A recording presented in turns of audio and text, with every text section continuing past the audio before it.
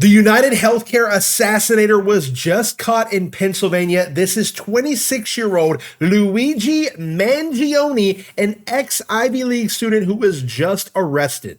Luigi Mangione, originally from Maryland, apparently hated the medical community because of how it treated a sick relative. He also said that these parasites had it coming, referring to the CEO of United Healthcare, which he assassinated. He has not been charged yet, but was taken into custody just about an hour ago now while eating at a McDonald's in Pennsylvania. Now, here's the kicker that nobody is talking about. Look at this picture. This is a headshot of him. Look at his eyebrows, all right? Look at his eyebrows, and then look at the picture here from the back of the cab. They have the same eyebrows. Without any other evidence, I can tell you that this is the same guy. Look at the eyes, look at the eyebrows. The crazy thing is, this looks like a good-looking kid. He went to an Ivy League school. I think he has a master's and a bachelor's in computer science. His family's rich. Like, this kid literally had it all. And I say kid, he's only 2 years younger than me, but he had literally everything. He is the former prep school valedictorian. He was caught at the McDonald's with fake IDs, a ghost gun that uses 9mm bullets, a silencer, a US passport, and all of these were IDs with names that he used during his time in New York when he came up from Atlanta. He was also caught with a 3-page handwritten manifesto, meaning he wrote out why he did what he did, anything he wanted to say in case he was killed or somebody just found it. Everything you wanted to know about why he did what he did was in this manifesto. Right now, the only thing they've released is that he did work alone and he had no financial gain and was not paid anything to do this. Luigi also liked a bunch of tweets from Ted Kaczynski, the infamous Unabomber. He said, imagine a society that subjects people to conditions that make them terribly unhappy, then give them the drugs to take away their unhappiness. That was a tweet liked by Luigi, so he was not very happy with any of the medical community. It was also said, science fiction, it is already happening to some extent in our own society. Instead of removing the conditions that make people depressed, modern society gives them antidepressant drugs.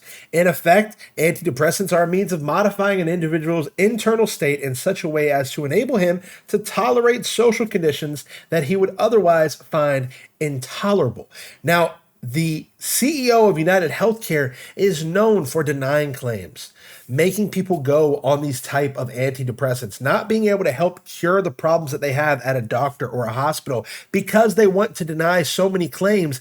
And this is what people are thinking pushed Luigi over the edge and said, you know what? He's just going to go ahead, stand right there in the broad daylight in the morning and take out the United Healthcare CEO. Luigi had a particularly personal reason to hate the medical community, its treatment of an ailing relative.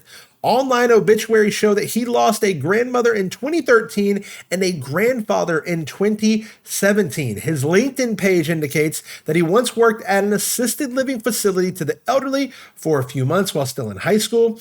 It is unclear if he's made any statement to cops yet, and he was picked up 276 miles west of New York City. Exactly where he ended this guy was on 6th Avenue in New York City, which is literally a few blocks away from me. He traveled 276 miles away and was found at a McDonald's, of all places.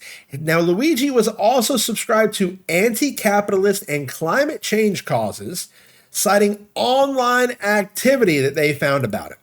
So this guy did not like the healthcare system. It is super, super unclear on what actually pushed him over the edge, but these are some of the IDs that he was using. A fake ID right here, Mark Rosario from New Jersey, right? All of this is fake, but that is his picture on a fake ID. And this is the gun that police said that he had in his backpack that they're going to test to see if it is the one that took out the United Healthcare CEO. Why did he keep the gun on him? Why would he keep that? How in the world does he get picked up at a McDonald's? The story is that a McDonald's employee saw him, thought he looked kind of similar, to the post that police have been putting out there of his picture. They called the local PD. The local PD stopped him, interviewed him, found all this in his backpack, and have now called the NYPD, the FBI, everybody.